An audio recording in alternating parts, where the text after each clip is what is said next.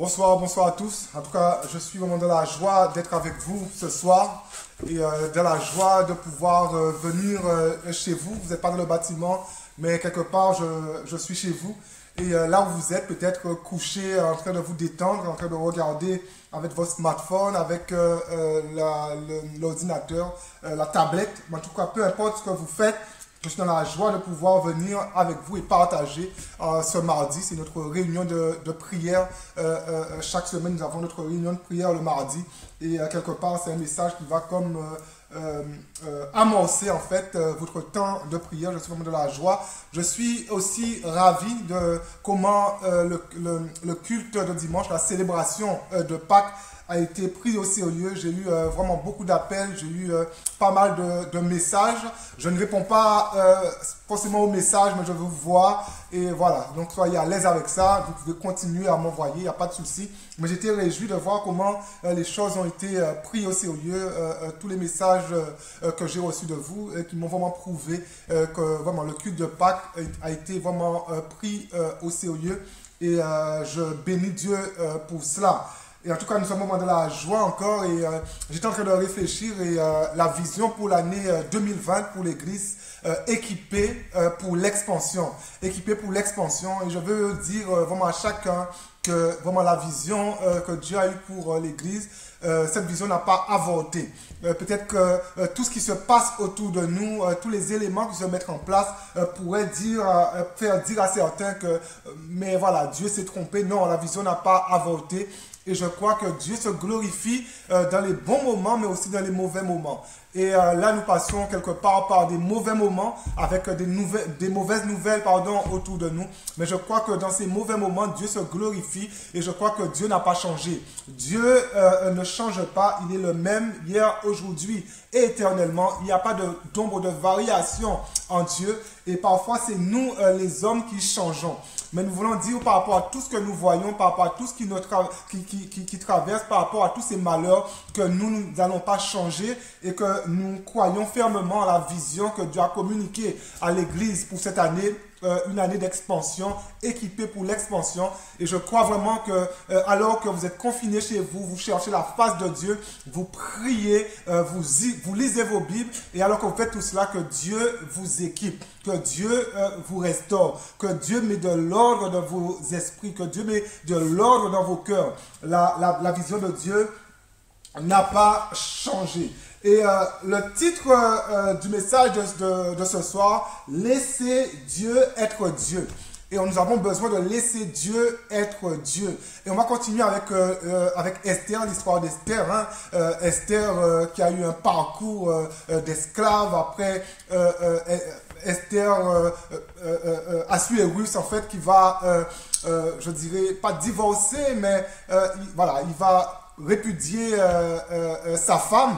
Et ensuite, Esther va venir dans la cour du roi. Esther va être établie reine. Esther dans un pays complètement étranger.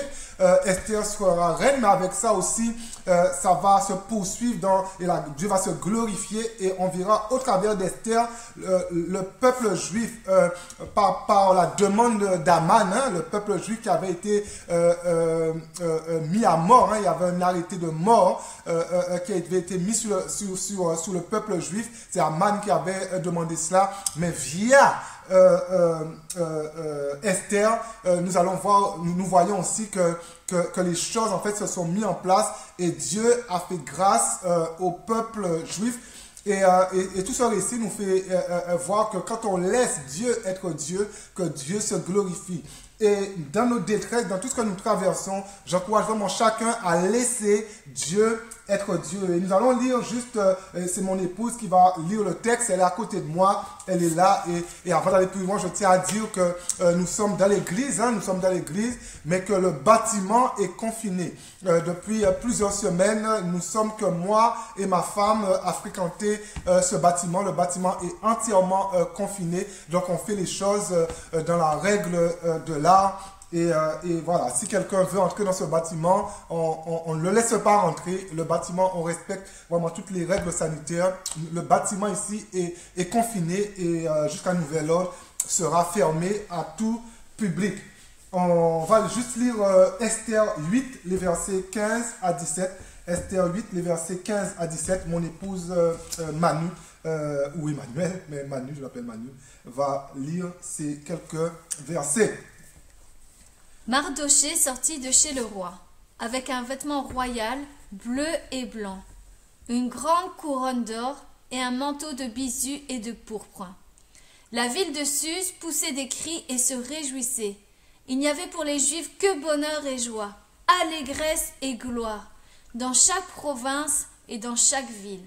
Partout où arrivait l'ordre du roi et son édit, il y eut parmi les Juifs de la joie et de l'allégresse, des festins et des fêtes, et beaucoup de gens d'entre les peuples du pays se firent juifs, car la crainte des Juifs les avait saisis. Wow, beaucoup se firent juifs parce que la crainte des Juifs les avait saisis. Dans notre vie chrétienne, on dit qu'on aime Dieu. C'est ce qu'on dit dans notre vie chrétienne. Dans notre vie chrétienne, on fait de belles prières, de belles choses et tout ça c'est bon. Mais parfois, nous sommes tellement contradictoires parce que tout simplement, nous prenons trop de place. Nous prenons trop de place dans notre vie chrétienne. Nous sommes trop dans notre vie chrétienne et Dieu n'est pas assez dans notre vie chrétienne. Et je crois que laisser Dieu être Dieu, c'est donner à Dieu toute la place qui lui est due dans notre vie chrétienne. Nous devons apprendre à diminuer et laisser l'action de Dieu grandir dans notre marche avec Dieu. Et je crois que Mardochée, c'était ça en fait son but. C'était diminuer et laisser Dieu grandir. Ensuite, Esther, c'était ça son but. Sa démarche, c'était vraiment de diminuer et de laisser l'action de Dieu grandir. Et je crois vraiment qu'aujourd'hui, en 2020, alors que nous traversons par des temps difficiles, des temps vraiment compliqués, nous devons apprendre à laisser nous devons apprendre à diminuer afin de laisser l'action surnaturelle de Dieu grandir, afin de laisser l'action surnaturelle de Dieu jaillir. Je crois en l'action surnaturelle de Dieu. Je crois que Dieu peut nous étonner même si la situation est impossible par rapport à nos yeux humains. Mais ce qui est impossible à l'homme est possible à Dieu.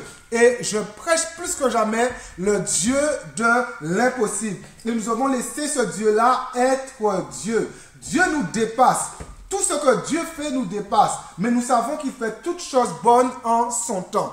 Et parfois, nous voyons que des choses, en fait, nous voyons que les choses ont stade à venir. Nous voyons que la souffrance est là. Nous voyons qu'il y a certaines choses qui s'installent et certaines choses qui nous font mal. Et on veut, en fait, que plus de bon. On veut encore plus. Mais Dieu fait toutes choses bonnes en son temps. Et en son temps, il se glorifie. En son temps, il envoie son surnaturel. En son temps, il envoie son miracle. En son temps, il souffle sa présence. En son temps, il fait toutes choses bonnes.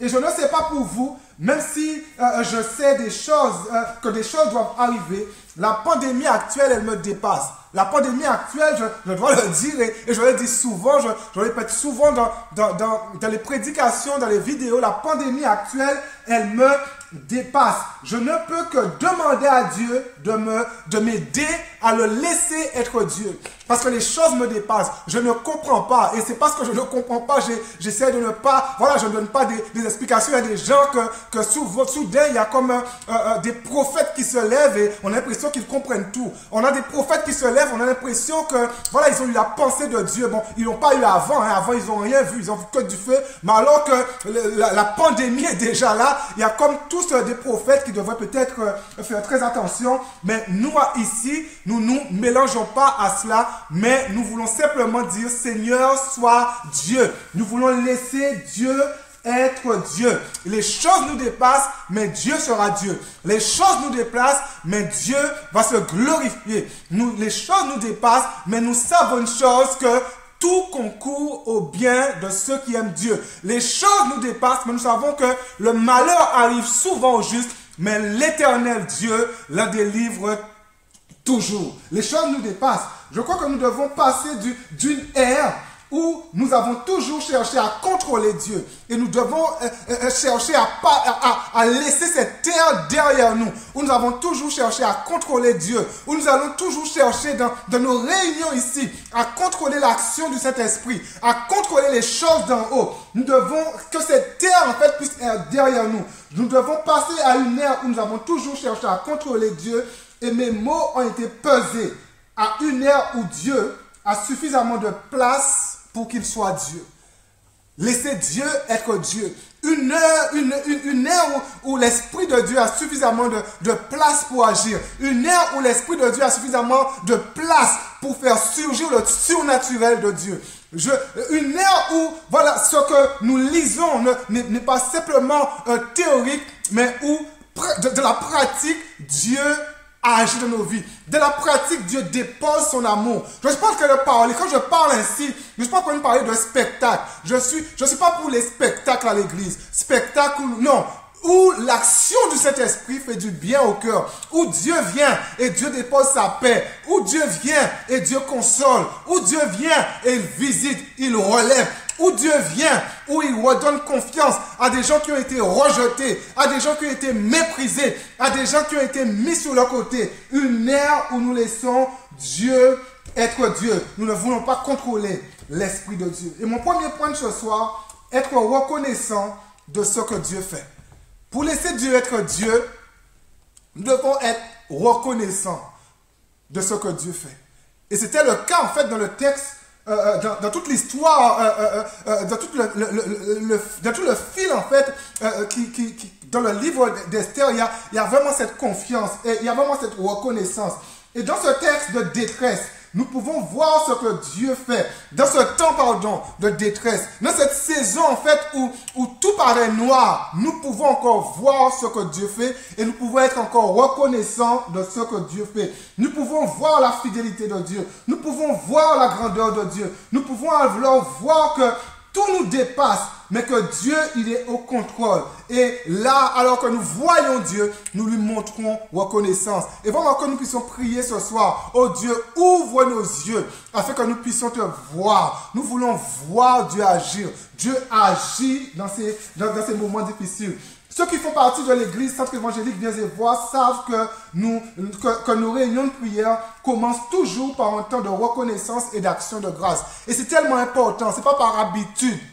Mais je crois que quand nous venons dans ces lieux pour prier Dieu, nous devons commencer par un temps d'action de grâce, par un temps de reconnaissance. Et vous savez, j'ai appris beaucoup de choses de lui. J'ai appris beaucoup de choses par le pasteur Monsieur Messonnier qui a formé moi et ma femme au ministère. Mais le pasteur Messonnier commençait toujours ces temps de prière vraiment par ce temps d'action de grâce, par ce temps de reconnaissance, où on prend un temps pour reconnaître que Dieu est Dieu, où on prend un temps pour reconnaître que Dieu a été fidèle dans la semaine, où on prend un temps pour reconnaître que Dieu nous a bénis, reconnaissants. Nous ne voulons pas être des enfants ingrats, mais nous voulons être des enfants reconnaissants. J'ai de la reconnaissance pour quelqu'un.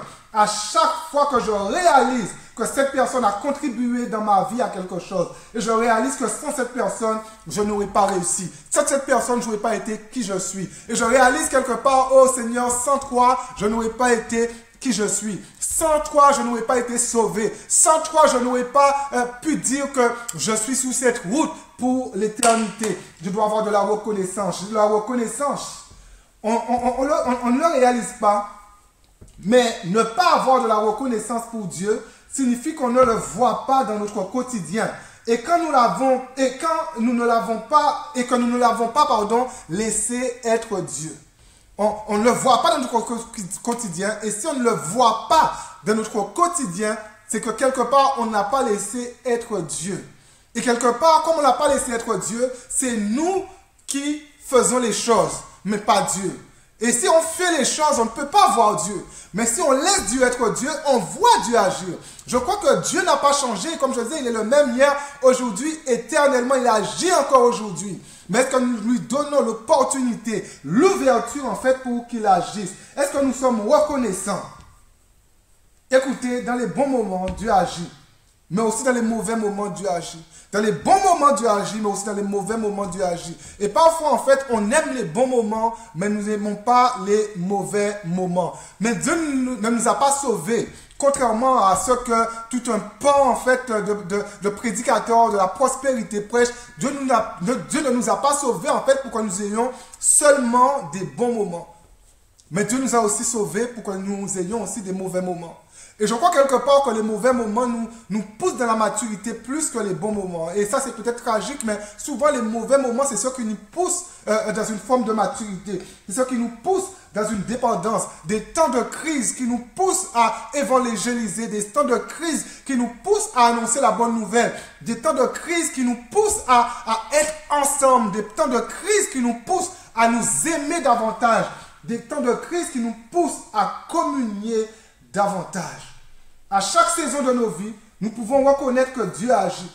Nous ne comprenons pas tout, mais nous pouvons être reconnaissants du fait que Dieu console par son esprit des gens partout dans le monde. Et nous pouvons être reconnaissants de cela. Alors que je vous parle, Dieu est en train de consoler des gens partout dans le monde. Tellement de chaos, tellement de deuil dans le monde. Mais je crois que maintenant, nous devons être reconnaissants que Dieu est en train de consoler quelqu'un. Dieu est en train de consoler une famille. Dieu est en train de consoler une mère. Dieu est en train de consoler une épouse. Dieu est en train de consoler un époux. Dieu est en train de consoler alors que je vous parle. Et nous sommes reconnaissants parce que Dieu console. Nous ne comprenons pas tout, mais il console. Et le peuple juif, partout où le nouvel édit du roi arrivait, pas parce que le peuple juif devait être exterminé. Et le roi a fait écrire, en fait, sous la direction de Mardoché, un nouvel édit, en fait, pour annuler, en fait, cette extermination. Et la parole de Dieu, quand on lit le livre d'Esther, et le peuple juif, partout où le nouvel édit arrivait, poussait des cris de joie, se réjouissait littéralement. Alors que le peuple juif réalise qu'ils sont délivrés, ils poussent des cris de joie. Frères et sœurs, j'espère juste que quand nous allons nous revoir dans ces lieux, que nous allons pousser des cris de joie et nous allons nous réjouir ensemble à cause de notre reconnaissance. Toute barrière de religiosité sera brisée. Toute barrière de retenue sera brisée. Mais nous allons nous réjouir ensemble. Nous allons pousser des cris de joie ensemble. Alléluia. Et ça, j'aspire à cela. Parce que nous serons de nouveau ensemble. Nous allons nous réjouir. J'espère juste que ce jour arrivera assez rapidement par la grâce de Dieu. Mais si Dieu permet que ça met du temps, nous allons aussi prendre les leçons du temps qu'il va nous donner. Et je crois qu'il est plus que temps qu'ensemble nous apprenons à voir Dieu quand il agit et ensuite faire monter vers lui notre reconnaissance. Nous voulons être un peuple reconnaissant. Vous savez, je ne suis pas de nature expressive. Je ne suis pas de nature expressive, je suis de nature timide. Et d'ailleurs, beaucoup de gens, quand je leur dis que je suis de nature timide, il y a très peu de gens qui me croient. Mais croyez-moi, je suis de nature timide. Théoriquement, moins je suis devant les gens, mieux je me porte. Après, Dieu sait ce qu'il fait. Dieu m'a choisi pour prêcher. Et je le fais de tout cœur, je le fais avec mon cœur, avec détermination. Mais je suis de nature timide. Moins je suis devant les gens, mieux je me porte. Mais j'ai appris avec le temps à reconnaître Dieu dans le lieu secret, mais j'ai appris aussi à reconnaître Dieu quand je suis ensemble.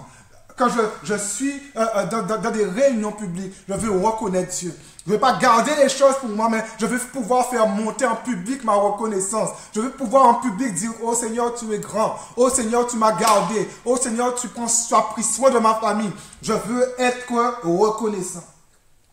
Notre reconnaissance envers Dieu doit pouvoir s'exprimer avec nos cœurs dans l'allégresse, dans la joie. Il y a comme une expression qu'on utilise maintenant de plus en plus dans les églises, et ça ne vient pas de moi, je ne sais même pas qui c'est qui a pondu ça en premier, mais nous ne voulons pas être des chrétiens citrons.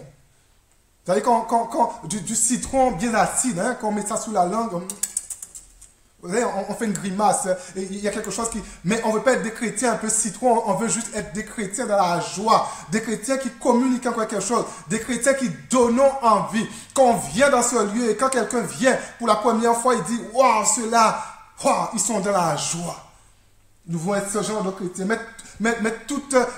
briser vraiment toute barrière de religiosité et laisser... Vous savez, des fois on doit aller apprendre à lire nos Bibles, Le peuple juif, c'était un peuple festif. Quand le peuple juif fêtait Dieu, il fêtait Dieu. Nous ici, maintenant Dieu a coupé, et on va commencer à remettre en question, ça fait plusieurs dimanches que nous ne sommes pas ici, mais au-delà de venir ici dans un culte, quand nous venons ici, dans nos réunions, nous venons participer, c'est pour ça que le mot culte en fait me dérange parfois, mais nous venons participer à une célébration. Et une célébration, en fait, c'est on vient célébrer quelqu'un. Une célébration, c'est que nous venons célébrer Dieu, mais à la fois une célébration, il y a toute cette connotation de joie. Il y a toute cette connotation de faire la fête. Et quand nous venons ici le dimanche, c'est pour faire la fête. Le peuple juif savait faire la fête. Aujourd'hui, on rencontre les chrétiens qui ne veulent plus faire la fête le dimanche. Mais le dimanche, c'est un jour pour faire la fête. Et que vraiment ces temps de confinement puissent vraiment remettre de l'ordre de nos pensées. Et quand nous viendrons ici, que nous soyons à nouveau en train de célébrer, faire de la fête. Célébration qui rappelle fête. Célébration qui rappelle à l'allégresse. Je sais que certaines personnes ont du mal aujourd'hui à voir Dieu dans leur vie. Je sais, parce qu'ils sont dans la détresse et sont dans l'impossibilité de pousser des cris de joie et se réjouir. Mais laissez Dieu vous remplir de joie. Mais dans toute souffrance, Dieu travaille. Et dans votre souffrance aujourd'hui, il y a peut-être des gens qui sont dans la souffrance du deuil. Il y a des gens qui sont dans leur mauvais moment aujourd'hui. Mais dans peu importe le mauvais moment, Dieu travaille. Dans peu importe la souffrance, Dieu travaille. Parce qu'il n'a pas changé. C'est juste qu'il ne répond pas toujours comme nous voulons qu'il réponde. Et souvent, Dieu travaille. Il est à l'œuvre, mais il ne répond pas toujours comme nous voulons qu'il réponde. Mais Dieu, il est souverain. Et nous ne pouvons pas contrôler ses desseins. Nous ne pouvons pas contrôler ce que Dieu a prévu. Et ceci même par nos prières. Et c'est pour ça, en fait, que c'est tellement intéressant dans Matthieu 6, quand Jésus apprend à prier, il dit, quand vous priez, que ta volonté soit faite sur la terre comme au ciel. Ça, c'est la vraie prière, une prière qui recherche la volonté de Dieu, une prière qui recherche la pensée de Dieu, une prière qui recherche la direction de Dieu. Parce que nous ne pouvons pas changer. Oui, Dieu a peut-être parfois dans l'histoire changé son point de vue, peut-être, mais ultimement, nous ne pouvons pas changer la façon de voir de Dieu. Nous ne pouvons pas changer les desseins de Dieu. Nous ne pouvons que nous plier et nous ne pouvons que les accepter. Dieu ne change pas. C'est pour cela que nous devons avoir la foi et apprendre à prier avec foi, oui, mais ensuite apprendre à vivre avec la décision de Dieu. Et souvent, apprendre à vivre avec la décision de Dieu est tellement difficile. Apprendre à vivre avec, mais nous devons apprendre à prier avec foi, mais en même temps apprendre à vivre avec la décision de Dieu, parce que nous dépendons de Dieu. Le peuple va se réjouir en apprenant que le roi avait reculé devant ce choix d'exterminer tous les Juifs de son royaume. Et mon deuxième point, de la différence que nous démontrons, Dieu se glorifie. Dans la différence que nous démontrons, Dieu se glorifie. Aujourd'hui, et je le dis souvent, beaucoup de choses sont dites au regard de ce qui se passe autour de nous. Tellement de choses sont dites, mais de la différence que nous démontrons, Dieu se glorifie. Mais la question est comment nous réagissons par rapport à tout ce qui est dit, par rapport à tout ce qui est fait, comment l'Église, comment nous réagissons. Est-ce que nous suivons la masse à vouloir trouver comme des interprétations, ou est-ce que nous avons cette humilité de dire à Dieu que nous voulons dépendre de lui? Dans la trame que nous venons de lire, Mardoché a eu l'humilité de s'humilier devant Dieu, et Esther par la suite a eu l'humilité de chercher Dieu en confinant le peuple dans un programme de 3 jours de jeûne et de prière. Et ça, c'est l'humilité. On dit, Seigneur, on ne comprend pas. Seigneur, tu as décidé d'exterminer le peuple. Tu as permis, en fait, que cet édit passe, l'extermination du peuple juif. On ne comprend pas. Mais on va simplement, Seigneur, venir devant toi. On va simplement dépendre de toi. On va simplement chercher ta face. On va simplement te chercher pour qui tu es. Wow. Et comment nous pouvons démontrer que nous sommes différents? Il y a beaucoup de choses que nous faisons et que nous devons continuer de faire car elles sont bonnes. Elles sont très bonnes. Nous téléphonons ceux qui sont seuls et c'est bon. Nous proposons notre aide à certaines personnes et c'est bien tout ça. Continuons à le faire. Continuez à le faire. Mais sachez que ça, tout le monde peut faire ça. Tout le monde peut aider. Tout le monde peut donner de l'aide à quelqu'un. Tout le monde peut passer un coup de fil à quelqu'un.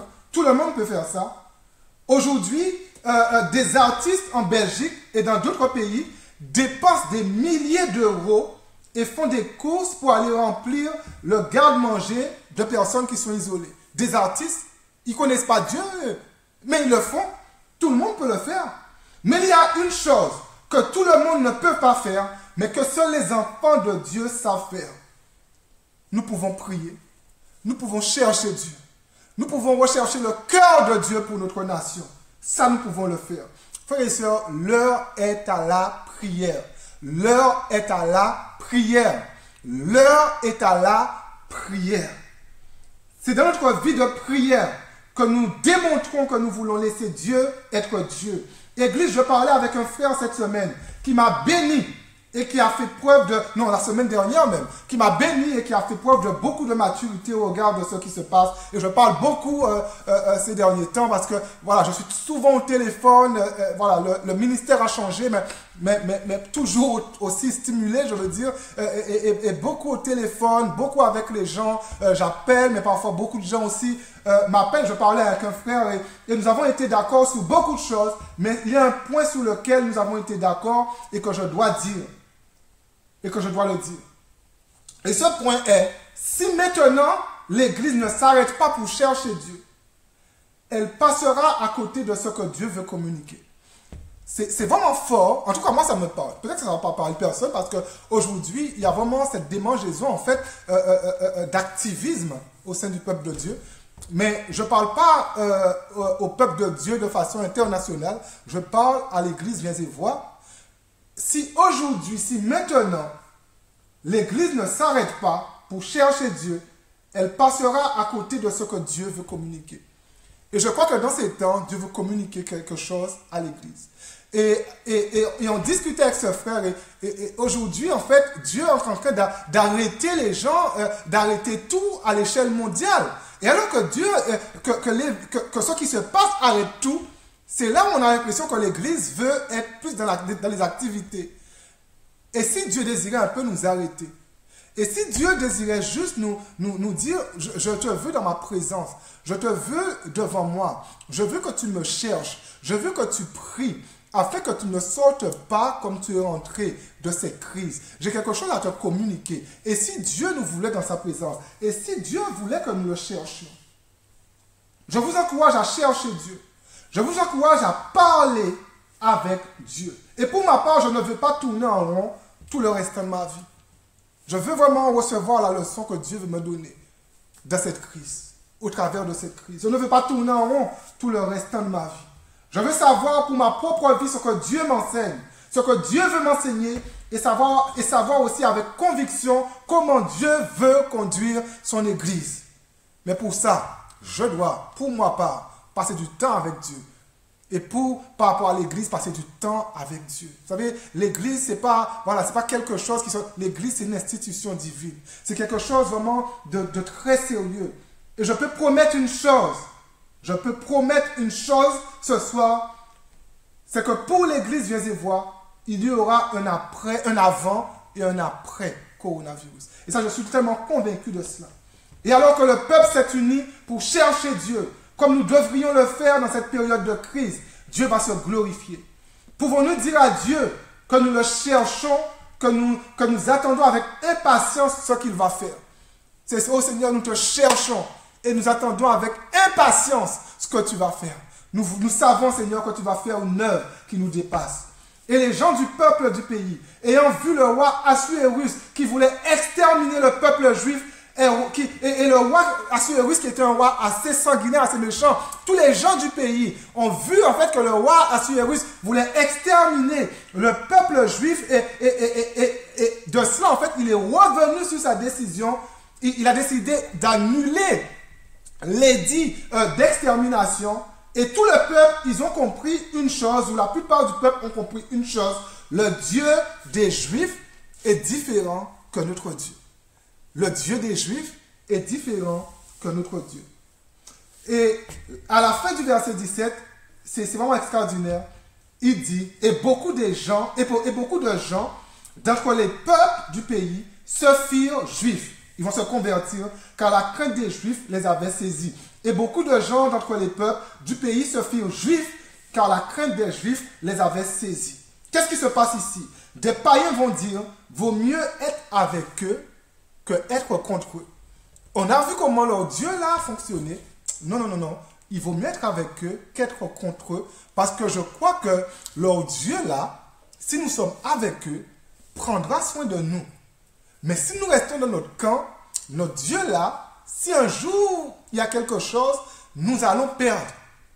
Et c'est ça en fait que, quand je parle de différence dans le titre de ce point-là, c'est que, allez, quelle idée qu'on donne au monde de notre Dieu. On doit donner envie aux autres d'appartenir à notre Dieu. Nous servons un Dieu puissant. Dans l'équilibre, nous servons un Dieu puissant. Écoutez-moi, je ne suis pas en train de prêcher sur des performances dans la prière. Ici à l'église, viens et vois, nous cherchons le réveil. Et nous devons continuer à chercher le réveil. Je veux de réveil, je veux que quelque chose se passe. Mais ne cherchons pas plus le réveil que Dieu lui-même. C'est tellement intéressant. Ici, ils n'ont pas cherché le réveil, mais dans leur souffrance, ils ont juste cherché Dieu. Et en trouvant Dieu, ils ont trouvé le réveil. Des gens se sont convertis. Et aujourd'hui, souvent, en fait, l'Église cherche plus le réveil que Dieu. Aujourd'hui, nous avons besoin du réveil, oui, mais nous avons besoin du Dieu du réveil. Nous avons besoin du Dieu qui guérit les gens. Nous avons besoin du Dieu qui restaure les gens. Et nous devons chercher Dieu de tout notre cœur. Et c'est pour ça que je vous encourage durant ce temps de confinement de chercher Dieu. Et quand nous aurons trouvé Dieu, nous trouverons aussi la gloire de Dieu. Quand nous avons trouvé Dieu, nous trouvons son surnaturel. Seigneur, nous avons besoin de toi. Nous avons le réveil. Ils ont voulu laisser Dieu être Dieu. Ce que nous avons besoin aujourd'hui, c'est de trouver Dieu tel que la Bible nous dit qu'il est. Et parfois, je me pose la question, et quand je dis tel que la Bible dit qu'il est, parfois je me pose la question à moi. Et c'est pour ça que je dis, ce n'est pas une charge, ce n'est pas une condamnation que je mets sur chacun, mais moi aussi je me remets en question. Parfois je dis, Seigneur, est-ce que je t'ai trouvé tel que la Bible dit que tu es? Seigneur, est-ce que je t'ai trouvé, Seigneur, tel que le livre des Actes des Apôtres m'enseigne que tu es? Seigneur, est-ce que je t'ai trouvé ainsi? Dieu, un Dieu d'amour, un Dieu rempli de compassion, un Dieu qui n'a jamais arrêté de sauver le pire des pécheurs. C'est ce Dieu-là que nous voulons trouver. Et comment est-ce possible? En développant une vie de prière qui atteste que nous voulons dépendre de lui. Nous devons être différents. Arrêtez de considérer que Dieu n'est qu'un distributeur pour remplir nos porte-monnaies, pour nous donner un travail, même si je crois comme vous que c'est nécessaire. Mais nous devons chercher Dieu et avoir l'humilité de se dire que nous ne l'avons pas encore rencontré tel que la Bible nous dit qu'il est. Laissons la Bible nous inspirer de qui Dieu est. Et recherchons le Dieu de la Bible. Recherchons le Dieu qui agit, le Dieu qui sauve, le Dieu qui aime, le Dieu qui restaure, le Dieu qui laisse le pire des pécheurs, le pire des bandits venir devant lui avec un cœur repentant. Et si ce temps de confinement pouvait nous pousser à le chercher, et ce temps de confinement pouvait nous pousser dans sa présence, et ce temps de confinement pouvait nous pousser à avoir ce désir de faire une rencontre avec Dieu tel que la Bible nous dit qu'il est. Dans la différence que nous démontrons dans notre génération, avec un cœur entier pour chercher Dieu, Dieu se glorifie. Dieu va se glorifier. Quand nous le trouvons réellement, quand nous trouvons Dieu réellement, il brise toute atmosphère de querelle. Et tout ça, je l'avais déjà dit dimanche dernier, je le répète assez souvent. Quand nous trouvons Dieu tel qu'il est réellement, quand nous trouvons Dieu tel que la Bible nous dit qu'il est, il brise toute atmosphère de querelle. Il brise toute atmosphère de religiosité. Il brise toute atmosphère d'amertume. Il brise toute atmosphère de jalousie dans l'église. Il fait de la place pour rajouter tous les jours ceux qui sont sauvés. Et je dis bien que lui, il sauve. Pas nous, il sauve. Parfois, il y a des gens qui se glorifient tellement par rapport aux âmes sauvées. Ce n'est pas nous qui sauvons. C'est Dieu qui sauve. Et il fait de la place dans l'église. alors que nous le laissons être Dieu, il enlève toute jalousie, il enlève toute amertume, il enlève tout ça et il fait de la place pour rajouter tous les jours ceux qui sont sauvés. Laissez Dieu être Dieu. Et je vais conclure en disant que vraiment Dieu puisse nous ouvrir les yeux et nous aider à voir qu'il agit même à l'intérieur de la tempête. Est-ce que Dieu peut nous ouvrir les yeux ce soir et nous faire voir qu'il agit même au milieu de la tempête? Et alors que nous le voyons agir au milieu de la tempête, nous commençons à élever la voix et faire monter vers lui nos remerciements, nos actions de grâce. Et après avoir appris à le voir agir, qu'il nous fasse grâce de ne pas oublier d'être reconnaissant. Et au milieu de notre reconnaissance, Dieu va faire une œuvre qui nous dépasse. Dans le livre d'Esther, Dieu a envoyé le réveil parce qu'il y avait un peuple qui le cherchait, parce qu'il y avait un peuple rempli de reconnaissance. Et le peuple aux alentours, ils ont dit, vaut mieux être avec eux que être contre eux. Et le peuple s'est converti. Le peuple s'est donné à Dieu. Et que vraiment Dieu, par sa puissance, puisse transformer à sa gloire tout ce drame qui nous entoure. Que Dieu puisse transformer à sa gloire tout ce drame qui nous entoure. Alléluia. Prions un instant. Seigneur Dieu de grâce, de miséricorde, nous bénissons ton nom. Seigneur, face à ce message, Seigneur, nous voulons simplement te laisser être Dieu. Nous voulons simplement te laisser toute la place et te laisser te glorifier. Seigneur, nous voulons nous effacer et te laisser agir. Seigneur, nous voulons nous effacer et te laisser te glorifier. Seigneur, durant ce temps de confinement, nous voulons te chercher. Seigneur, nous voulons te découvrir, Seigneur, tel que la Bible nous enseigne que tu es. Seigneur, nous sommes fatigués avec la théorie. Mais nous voulons te voir, Seigneur, dans la pratique. Nous voulons te voir, Seigneur, transformer des vies, changer des vies, délivrer, Seigneur, des possédés, Seigneur. Délivrer, Seigneur, des prostituées. Nous voulons te voir, Seigneur, guérir, Seigneur, des hommes, des femmes, avec le cœur brisé. Nous voulons te voir, Seigneur, dans notre pratique. Seigneur, nous voulons te retrouver. Nous voulons te trouver, Seigneur, tel que tu es. Tel que tu es, tel que la Bible nous enseigne, Seigneur, que tu es, nous voulons te trouver. Et Seigneur, nous sommes convaincus que alors, Seigneur, nous allons te chercher, Seigneur, de tout notre cœur, Seigneur. Tu vas te laisser trouver, Seigneur, par ton surnaturel. Tu vas te laisser trouver, Seigneur, en envoyant, Seigneur, ta paix, en envoyant, Seigneur, plus de consolation, en envoyant, Seigneur, plus d'amour, en envoyant, Seigneur, plus de compassion. Glorifie-toi, Père, et que ton nom seul soit loué. Dans le beau nom de Jésus, nous t'avons prié pour ta gloire. Amen. En tout cas, vraiment, que Dieu vous bénisse. Et voilà, il y a tous des sujets de prière que vous allez trouver sur les réseaux sociaux par rapport à l'Église. Donc voilà, utilisez ces sujets de prière pour vous lancer dans un temps de prière. Mais après ce message, je vous encourage vraiment à prier. Et pendant toute cette semaine, priez. L'heure est à la prière. Vendredi, je vais certainement faire une intervention, mais elle sera très, très, très courte. Je ne pense pas que je vais aller à plus de 5-10 minutes. Mais voilà, l'heure est à la prière. En tout cas, vraiment que Dieu vous bénisse et à très bientôt. Que Dieu vous bénisse.